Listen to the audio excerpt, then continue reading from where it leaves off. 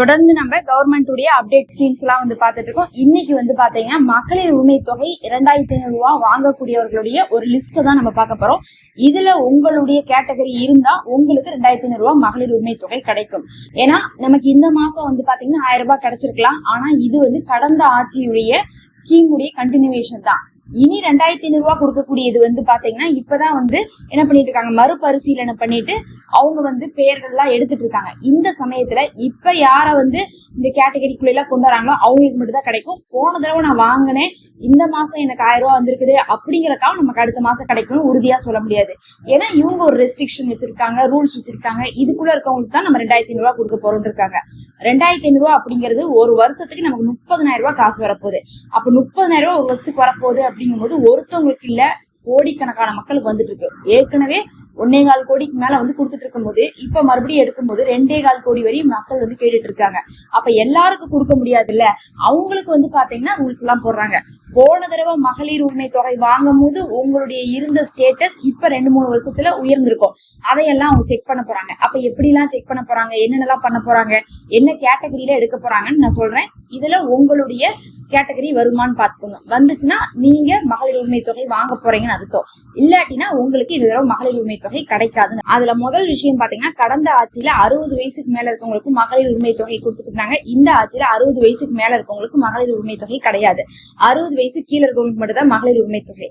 அப்ப 60 வயசுக்கு மேல இருக்கவங்களுக்கு முதியோர் தொகைன்னு சொல்லிட்டு அது தனியா ஸ்கீம் போட்டு கொடுப்பாங்க.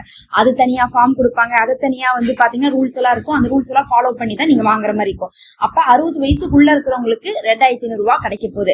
அப்ப போன தடவை யாரெல்லாம் 60 வயசுக்கு மேல வாங்கினீங்களோ அவங்க இப்ப 1000 ரூபாய் வாங்கிருக்கலாம். ஆனா இனி வரக்கூடிய ஆட்சியில உங்களுக்கு வருமா அப்படிங்கிறது, இனி வரக்கூடிய இந்த ஸ்கீம்ல மகளிர் உரிமை தொகை வருமான்னு கேட்டா இப்ப வராது. அதுக்கு பதில் முதியோர்ல வேணா வர்றதுக்கு வாய்ப்பு இருக்கு. ஒண்ணு. ரெண்டாவது பாத்தீங்கன்னா, இது மட்டும் இல்ல, கடந்த ஆட்சியை விட இப்ப உங்களுக்கு லைஃப் ஸ்டைல் மாறி இருக்கும் இல்ல, கண்டிப்பா வருமானம் உயர்ந்திருக்கிறதுக்கான வாய்ப்பு இருக்கு. அதை செக் பண்றாங்க. அதை செக் பண்ணும் போது 2.5 லட்சம் ரூபாய்க்கு மேல வருஷத்துக்கான வருமானம் இருந்துச்சுன்னா உங்களுக்கு என்ன பண்ண மாட்டாங்க, மகளிர் உரிமை தொகை கொடுக்க மாட்டாங்க. அப்ப கடந்த ஆட்சியில நீங்க வாங்கும் போது உங்களுக்கு கம்மியா இருந்திருக்கலாம், இப்ப உங்களுக்கு உயர்ந்திருக்கலாம். அதையும் அவங்க செக் பண்றாங்க. அதே மாதிரி கடந்த தடவை நான் ஐடி ஃபைல் பண்ணல, வாங்கிட்டேன். இந்த தடவை நான் ஐடி ஃபைல் பண்றேன் அப்படின்னு சொன்னா இந்த தடவை உங்களுக்கு கண்டிப்பா மகளிர் உரிமை தொகை கிடைக்காது. அதே போலதான் பாத்தீங்கன்னா, கடந்த தடவை சிலர்லாம் போலி டாக்குமெண்ட் கூட கொடுத்து வாங்கிருக்கலாம். நிறைய பேர் சொல்றாங்க தகுதியானவங்களுக்கு கிடைக்கல. ஒரு சிலர் தகுதி இல்லாதவங்க எல்லாம் என்ன பண்ணிட்டாங்க, சொந்த வீடு வச்சு கார் வச்சு கூட அவங்க எல்லாம் வாங்கிட்டாங்க அப்படின்னு சொல்றாங்க. அந்த மாதிரி இருந்தா அதையெல்லாம் இந்த தடவை என்ன பண்றாங்க, ரிமூவ் பண்றாங்க. அப்ப கடந்த ஆட்சியில எலிஜிபிலிட்டி இல்லாம வாங்கினவங்களை இந்த தடவை ரிமூவ் பண்ண போறதா சொல்லியிருக்காங்க. அடுத்தது ரொம்ப முக்கியமா ரேஷன் கார்டு, AAY அப்படின்னு சொல்லக்கூடிய ரேஷன் கார்டுக்கு கொடுக்க போவதாக சொல்லியிருக்காங்க. யார் இந்த AAYன்னு கேட்டீங்கன்னா, அந்தி யோதயா அன்ன யோஜனா அப்படின்னு சொல்லக்கூடிய ரேஷன் கார்டு வச்சிருக்கோங்க. இவங்க ரொம்ப ஏழ்மையான குடும்பங்களுக்கு மட்டும்தான் இந்த ரேஷன் கார்டு கொடுத்திருக்காங்க. முக்கியமா நிரந்தரமா அவங்களுக்கு வருமானம் இருக்காது. அவங்களுக்கு தினக்கூலி தான். ஒரு நாளைக்கு வேலைக்கு செஞ்சா 50 ரூபாய் கிடைக்கும், 100 ரூபாய் கிடைக்கும், 200 ரூபாய் கிடைக்கும். நிரந்தரமா இதுதான் வேலை வருமானம் சொல்ல முடியாது. அவங்க வேலைக்கு போனா அந்த அன்னைக்கு ஒரு கூலி அப்படின்ற மாதிரி இருக்கும். அதே மாதிரி முதியோர்கள் மற்றும் நோயாளிகளுக்கு அரசு வழங்கும் சிறப்பு குடும்ப அட்டையாக இது இருக்குது. இந்த AAY அப்படிதான் வச்சிருக்காங்க. இந்த முக்கிய அம்சங்கள் பாத்தீங்கன்னா எதுக்குன்னா, ரொம்ப முக்கியமா வறுமை கோட்டிற்கு கீழே உள்ள ஏழ்மையான குடும்பங்களுக்கு மாசம் 35 கிலோ அரிசி மானிய விலையில வாங்குறதுக்காக இவங்க கொடுத்திருக்காங்க. இன்னும் பாத்தீங்கன்னா நிலம் இல்லாதவங்களுக்கு, விதவைகளுக்கு எல்லாத்துக்குமே இதை கொடுத்திருக்காங்க. அப்படிப்பட்டவங்களுக்கு இந்த தடவை 2500 ரூபாய் வழங்க போவதாக சொல்லியிருக்காங்க. அப்போ உங்களுடைய ரேஷன் கார்டு எடுத்து பாத்தீங்கன்னா தெரியும், அதுல AAYன்னு எழுதியிருந்தா உங்களுக்கு 2500 ரூபாய் வரப்போகுது அப்படின்னு அர்த்தம். அடுத்து PHH அப்படின்னு சொல்லக்கூடிய ration card, priority house hold ration card. இது பாத்தீங்கன்னா முன்னுரிமை குடும்பம்னு சொல்லிட்டு தேசிய உணவு பாதுகாப்பு சட்டத்தின் கீழே இதை கொடுத்திருக்காங்க. அதாவது NFSA உடைய சான்றிதழுக்கு கீழே தான் இந்த ரேஷன் கார்டு நீங்க வாங்க முடியும்.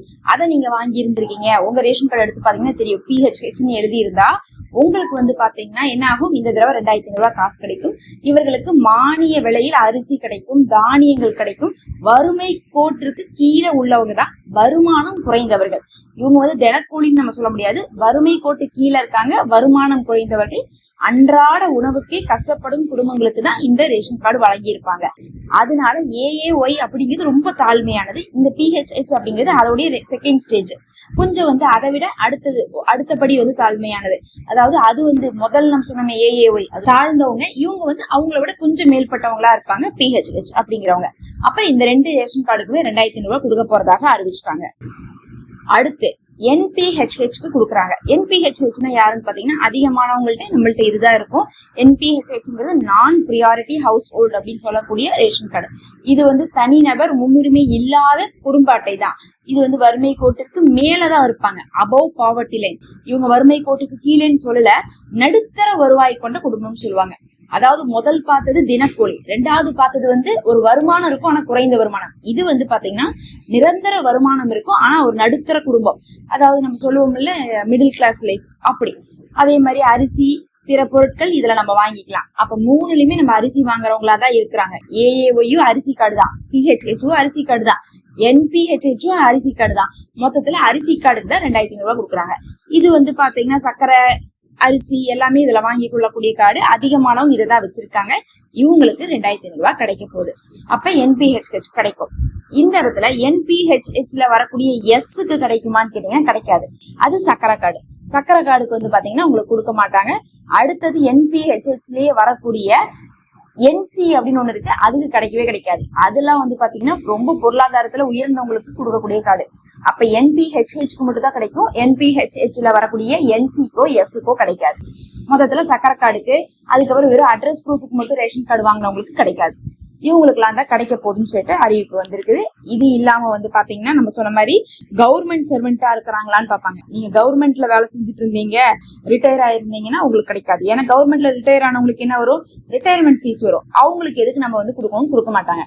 ரிட்டையர்மெண்ட் ஆனவங்களுக்கும் வராது, கவர்மெண்ட்ல இருக்கிறவங்களுக்கும் வராது, சொத்து வந்து நிறைய வச்சிருக்கவங்களுக்கும் வராது, அதே மாதிரி 4 சக்கர வாகனங்களை வைத்திருக்கவங்களுக்கும் வராது.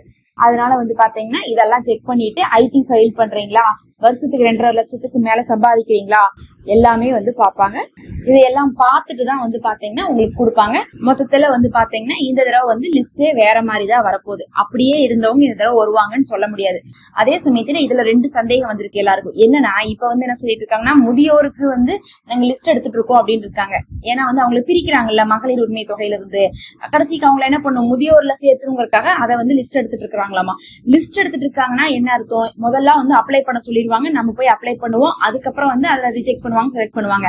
ஒருவேளை இந்த தடவை அப்ளை பண்ண சொல்றதுக்கு முன்னாடியே வந்து இவங்க லிஸ்ட் எடுக்கிறாங்கும் போது இவங்களுக்கு தான் நம்ம கொடுக்குறோம்னு சொல்லிட்டு கவர்மெண்டே வந்து என்ன பண்றாங்க, ரெக்கார்ட் வச்சு மெயின்டைன் பண்றாங்களா அப்படிங்கிறது இந்த தடவை ஒரு பெரிய எதிர்பார்ப்பை கொடுத்துருக்கு. பார்க்கலாம். பொதுவா வந்து மகளிர் உரிமை தொகைனா ஃபார்மை கொடுத்து ஃபில் பண்ண சொல்லுவாங்க. இன்னும் ஃபார்ம் கொடுக்கல, தெளிவா சொல்றோம், இன்னும் ஃபார்ம் கொடுக்கல, இனிமேல் தான் கொடுப்பாங்க. எப்ப கொடுப்பாங்கன்னு பார்க்கும்போது இன்னும் ஒரு 3-4 மாசம் ஆகும்னு கூட சொல்லப்படுது. அதுவரை இந்த 1000 ரூபாய் கண்டினியூ ஆயிட்டு இருக்கும். அப்ப ஒரு 3-4 மாசம் கழிச்சுதான் வந்து வரும். ஏன்னா பட்ஜெட் ஒதுக்கணும், அதுக்கப்புறம் வந்து பாத்தீங்கன்னா அந்த 2500 ரூபாய்க்கு வந்து ஆட்களே எடுக்கணும். எடுத்ததுக்கு அப்புறம் தான் உங்களுக்கு என்ன பண்ணுவாங்க, கொடுப்பாங்க. ஒருவேளை லிஸ்ட் எடுத்து அவங்க கொடுக்குற மாதிரி இருந்தா அப்ளிகேஷன் பண்றதுக்கு தேவையே இருக்காது. அவங்களே லிஸ்ட்ல வந்து எலிஜிபிலிட்டி எல்லாம் பார்த்து என்ன பண்ணுவாங்க, கவர்மெண்டே ஆட்களை தேர்ந்து எடுத்து அவங்களுக்கு மெசேஜ் அனுப்புறதுக்கு வாய்ப்பு இருக்கு, உங்களுக்கு நாங்க தேர்ந்தெடுத்துருக்கோன்ட்டு. இல்லைன்னா பழையபடி அப்ளிகேஷனை போட்டு அந்த அப்ளிகேஷனை செக் பண்ணிட்டு உங்களுக்கு செலக்டா ரிஜெக்டான்னு சொல்றதுக்கு வாய்ப்பு இருக்கு.